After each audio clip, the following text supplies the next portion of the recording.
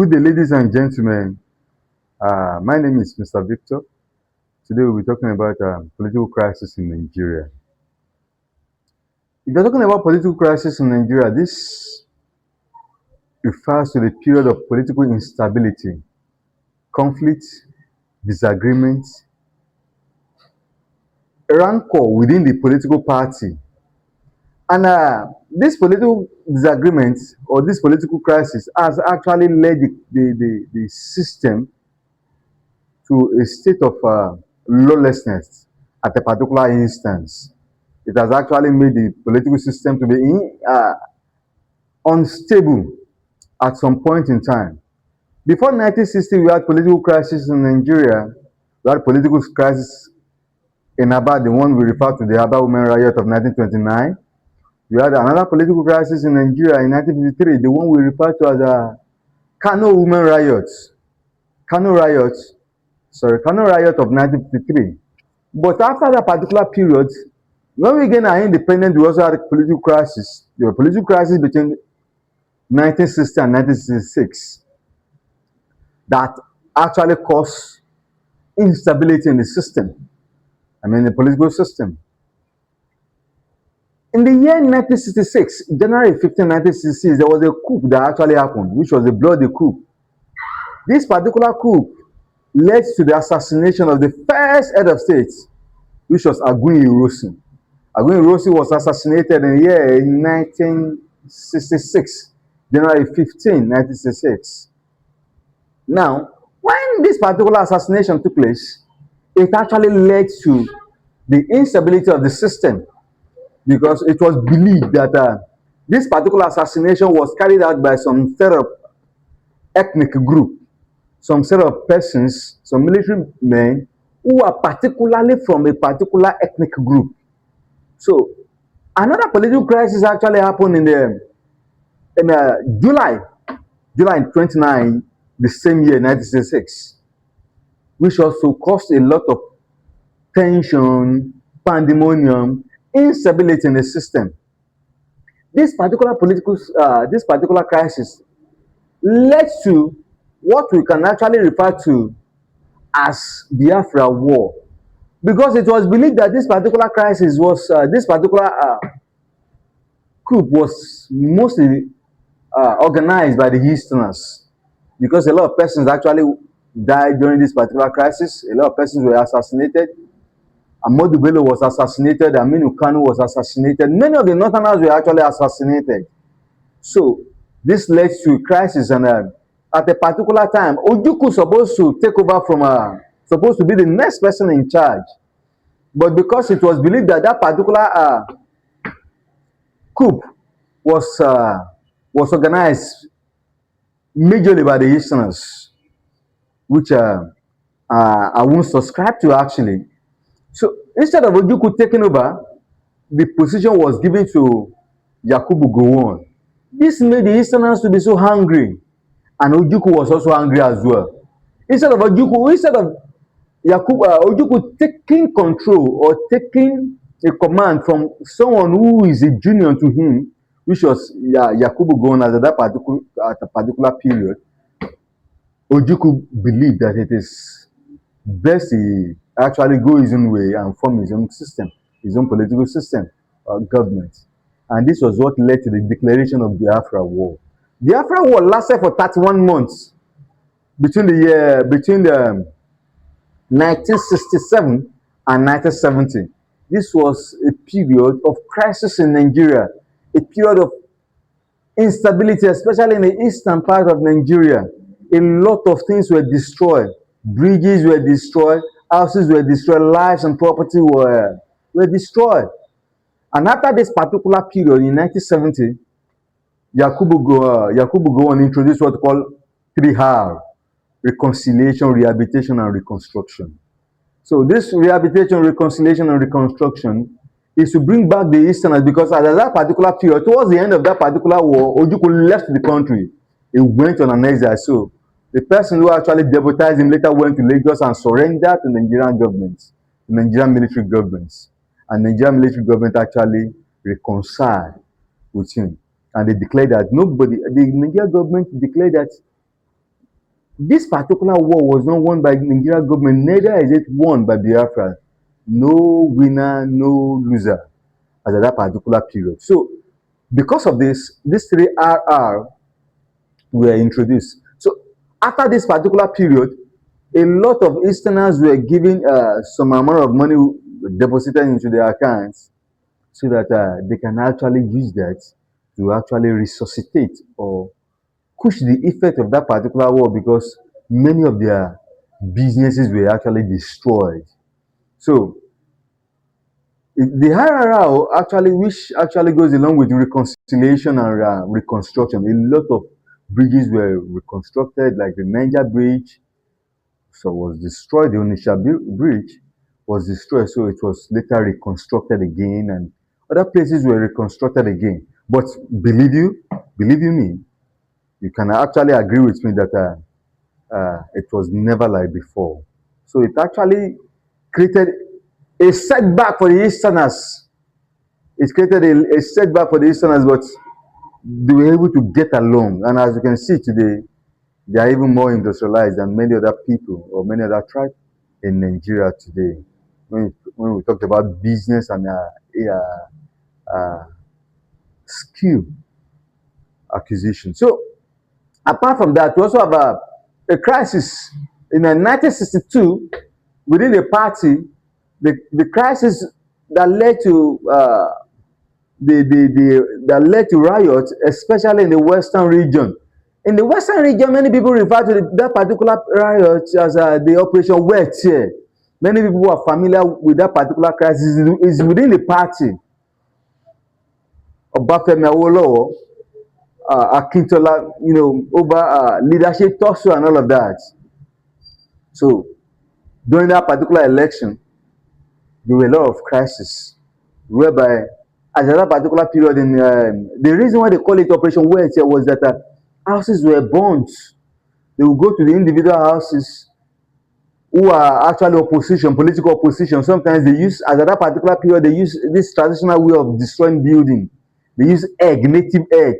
They go to opposition building, opposition houses, and they destroy those properties were actually destroyed using egg, in a traditional way, because of the election. It was an election crisis at that particular period.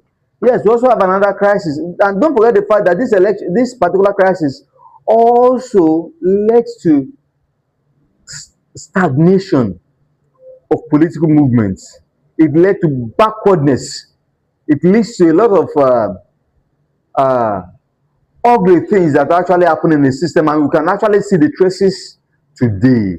Because this political crisis, just like the Biafra war, led to a lot of hatred against each other in Nigeria. You see this particular tribe creating hatred for another tribe.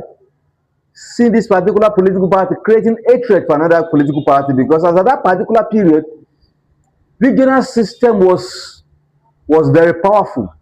And majority of the political parties then were operating under regional system.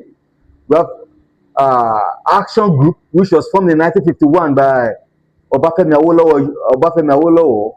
We also have political party too, which was formed by Nnamdi Azikiwe. Political party were also formed, NPC, Northern People's Congress, was also formed by all this by Northerners.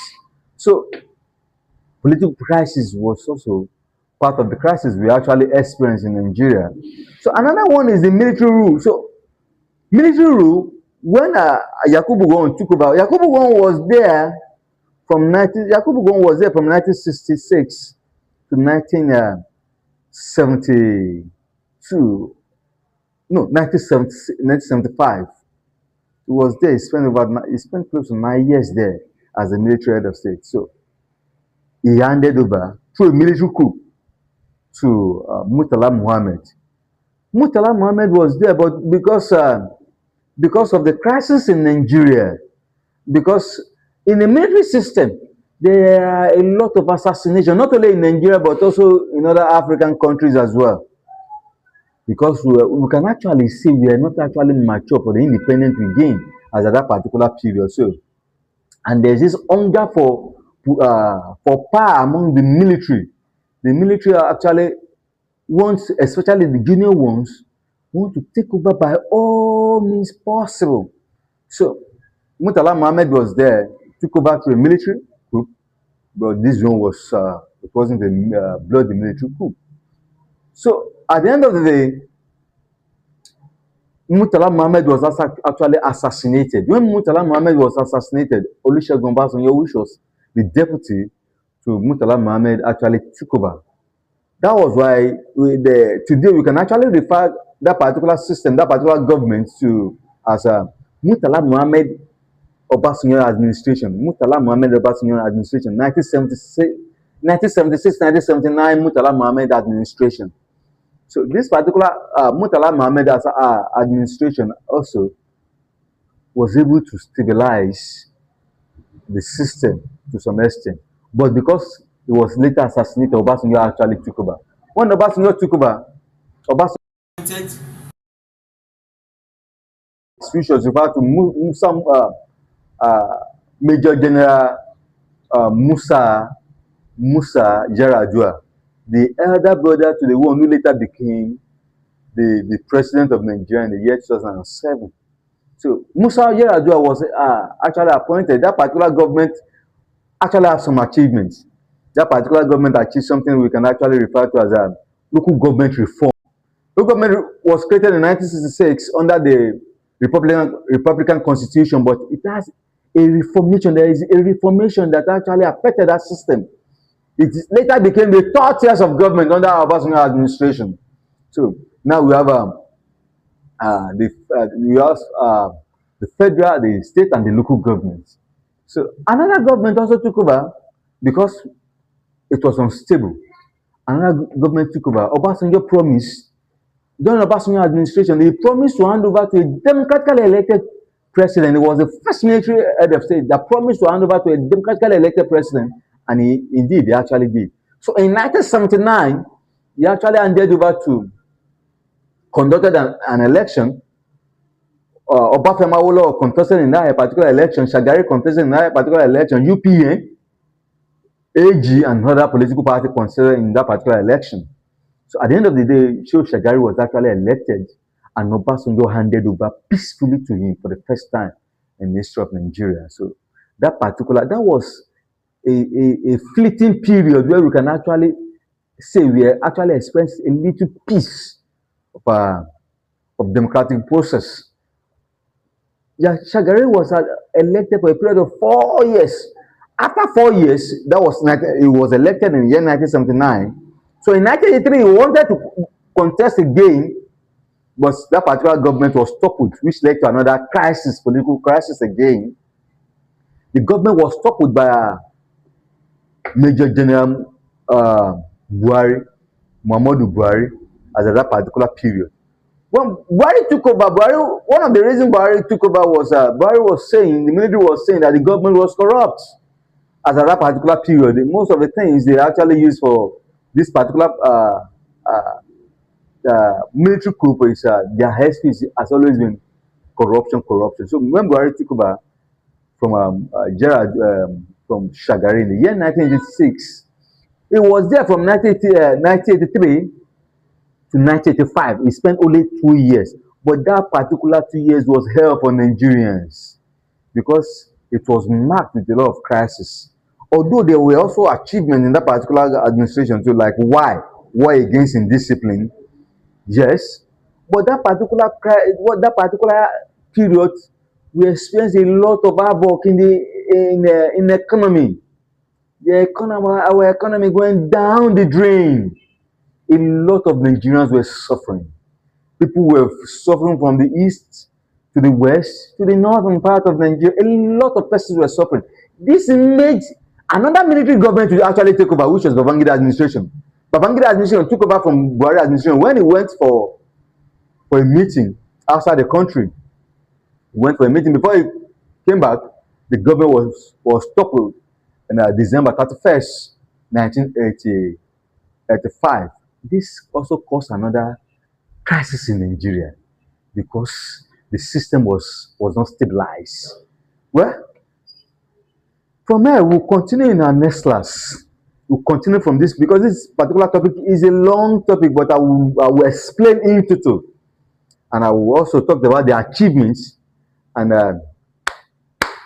the setback which this particular crisis has also caused for the Nigerian system, and which is also affecting us till this particular period. So I will drop some questions on the screen. Attempt those questions. You can send your answers to the WhatsApp number displayed on the screen, and from there we'll take it up. In our next class, we'll explain more on political crisis in Nigeria. Thank you, and God bless you.